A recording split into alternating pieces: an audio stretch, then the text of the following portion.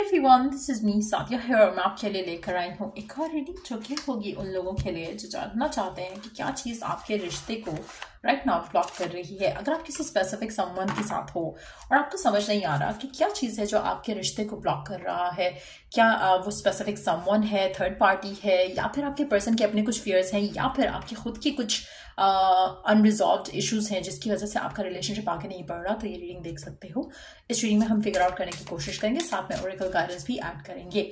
So stay tune. और reading शुरू करने से पहले रिमाइंड करवा दूं कि ये एक चैनल रीडिंग है, सबके साथ मैच कर भी सकती है और नहीं भी।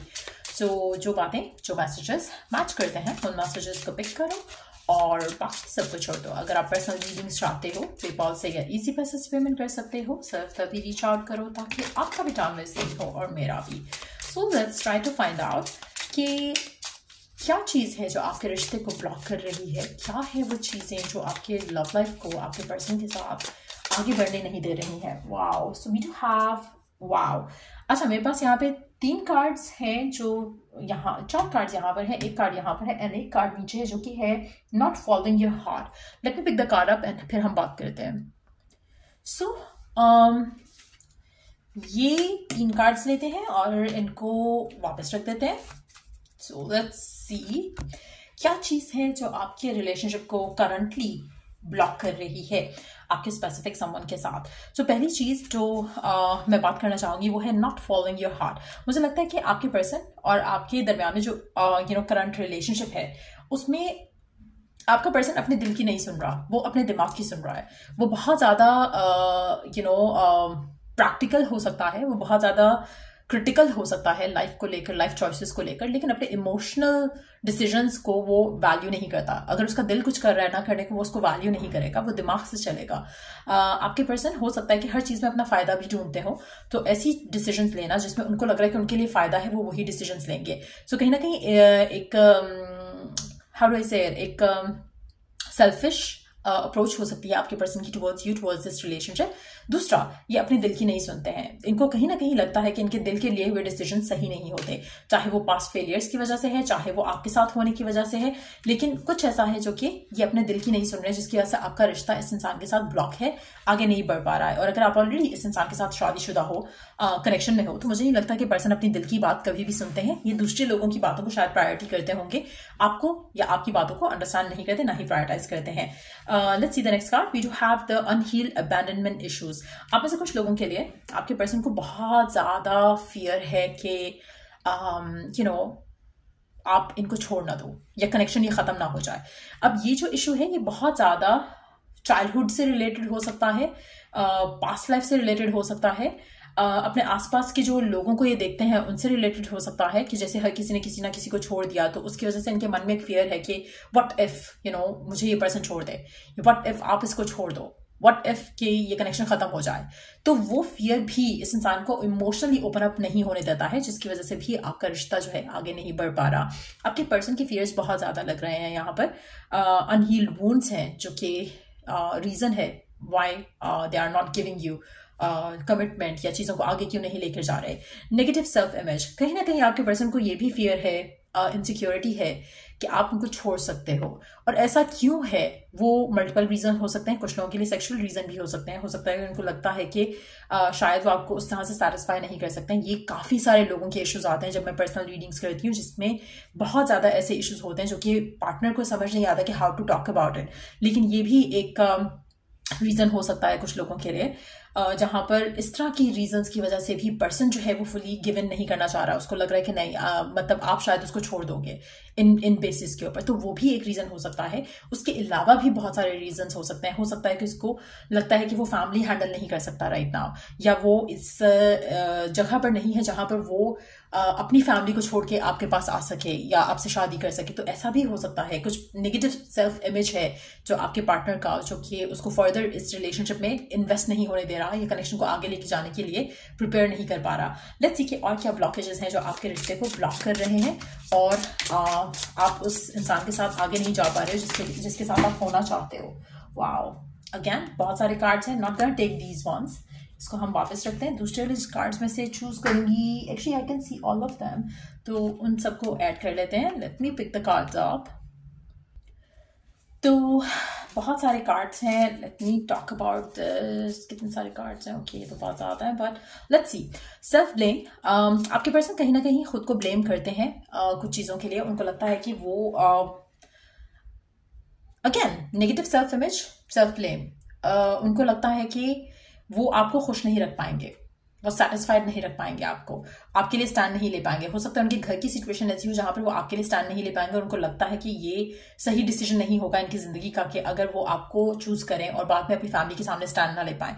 तो वो ऐसा नहीं होने देना चाहते। उनको लगता है कि उनके जो पास्ट के रिलेशनशिप फेल हुए हैं या उन्होंने आसपास जो अपने सिचुएशंस देखी हैं, अपने बहन भाइयों के रिश्ते देखे हैं टूटते हुए या इस तरह के इश्यूज देखे हैं, तो उनको कहीं ना कहीं ये भी हो सकता है कि उनकी वजह से कुछ ऐसा हुआ हो जिसकी वजह से अगेन वो किसी रिश्ते में नहीं बनना चाह रहे। तो उनको कहीं ना कहीं अपने आसपास के लोगों के लिए भी बुरा लगता है और उनको लगता है कि कहीं ना कहीं उनकी वजह से भी कुछ हुआ हो सकता है जिसकी वजह से वो अपने रिश्ते को आगे नहीं लेके जाना चाहते।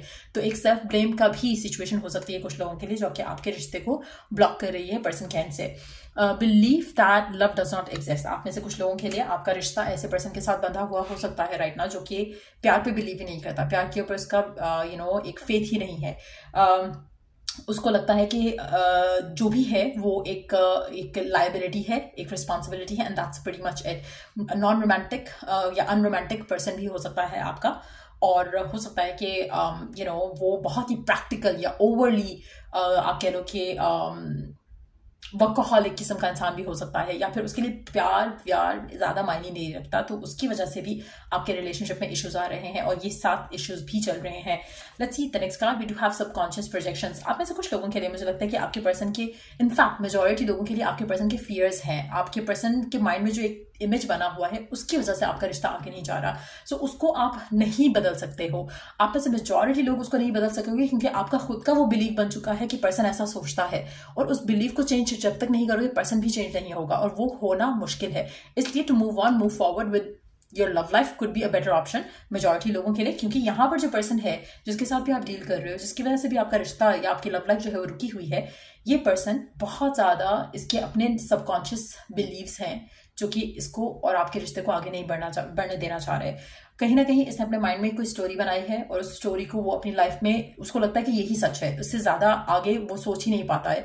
तो कहीं ना कहीं वो चीजें आपके रिश्ते को कभी आगे बढ़ने नहीं देंगी। सो अगर आप ऐसे इंसान के साथ हो तो मे बी इट्स टाइम कि आप अपने लिए डिसीजन ले लो, क्योंकि ये पर्सन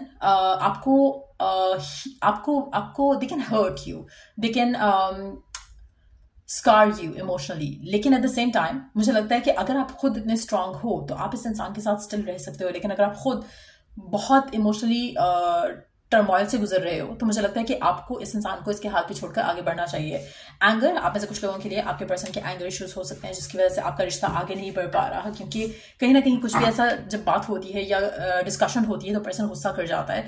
अगेन एक अनहेल्दी बिहेवियर है आपके पर्सन का, अनहील्ड बिहेवियर है आपके पर्सन का, जिसकी वजह से आपका रिश्ता इस इंसान के साथ आगे नहीं बढ़ रहा। आप में से कुछ लोगों के लिए अगर आप चाहो तो आपकी लव लाइफ आगे बढ़ सकती है, इफ एंड ओनली इफ अगर आप अपने आप को इस इंसान की चुंगल से बचा सको, उसकी ग्रिप से बचा सको, क्योंकि कहीं ना कहीं आप इस इंसान के साथ बहुत ज्यादा अटैच लग रहे हो, पर्सन उस तरह से नहीं है इस कनेक्शन में। The next card is the fear of intimacy. Again जैसे हमने पहले बात की, जहां पे मैंने सेक्सुअल एक रीजन होने की बात की, मुझे लग रहा है कि हो सकता है कुछ लोगों को फियर ऑफ इंटिमेसी हो जिसकी वजह से भी आपका रिश्ता जो है ब्लॉक हो रहा है इस इंसान के साथ। The next card is the inner child wounds. Again past life या फिर बचपन का ट्रॉमा, कुछ ऐसा उसने देखा है रिलेशनशिप्स में जिसकी वजह से उसको ट्रस्ट करना, बिलीव रखना, फेथ कर पाना, लॉयल्टी के ऊपर मुश्किल लगता है। False self beliefs, again the same message. तो मुझे लगता है कि आपके पर्सन अनहील्ड हैं।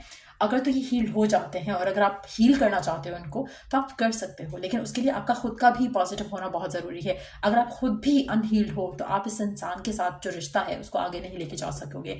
सो ये है ब्लॉकेजेस आपके। Let's try to find out oracle message के साथ कि आप करंट सिचुएशन में क्या कर सकते हो, कैसे सिचुएशन को हैंडल कर सकते हो जिससे आपका रिश्ता इस इंसान के साथ बेटर अप हो सकता है। लेट्स सी ओरेकल मैसेज क्या है आपके लिए।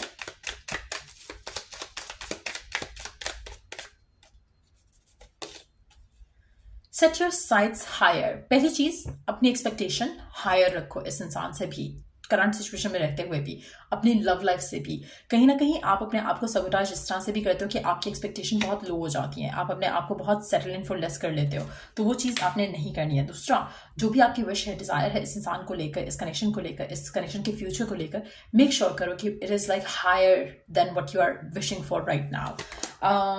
Late go of the need to be right. आप में से कुछ लोगों के लिए मुझे लगता है कि आपको अगर इस रिश्ते को आगे लेकर चलना है तो एक तो पहले आपको डिवोटेड होना पड़ेगा, कमिटेड होना पड़ेगा, एक फेथ के साथ इस रिलेशनशिप के आगे को लेकर आगे चलना पड़ेगा। दूसरा, आपको जो आपके पर्सन की बिलीव्स हैं ये ऐसे ही रहेगा, पर्सन बदलेगा नहीं, मेजॉरिटी लोगों के लिए पर्सन नहीं बदलेगा। तो अगर आपके इसके साथ रहकर इन चीज़ों को, आपके जो इश्यूज हैं आप दोनों के एक दूसरे के साथ, उनको रिजॉल्व किए बगैर इसके साथ रह सकते हो तो आपका रिलेशनशिप स्मूथली आगे जा सकता है। लेकिन अगर आप कोशिश करते रहोगे पर्सन को बताने के लिए you are doing this wrong, you are doing this wrong, you are doing this wrong, तो ये रिलेशनशिप और फर्दर खराब होगा। तो either you choose to settle in for this person, या फिर आप अपने आप को इस कनेक्शन से बाहर निकाल सकते हो, तभी आपकी लाइफ आगे बढ़ सकती है, आपकी लव लाइफ आगे बढ़ सकती है। सो ये थी रीडिंग आप लोगों की। अगर आपको हेल्प किया हो, गाइडेंस मिली हो इस रीडिंग से, सो लाइक, शेयर और सब्सक्राइब जरूर करो। और अगर आप पर्सनलाइज्ड रीडिंग्स चाहते हो, पाम रीडिंग्स भी ऑफर कर रही हूँ मैं, अगर आप वो भी चाहते हो तो check the description box for further details. Till I do the next reading, take care and bye.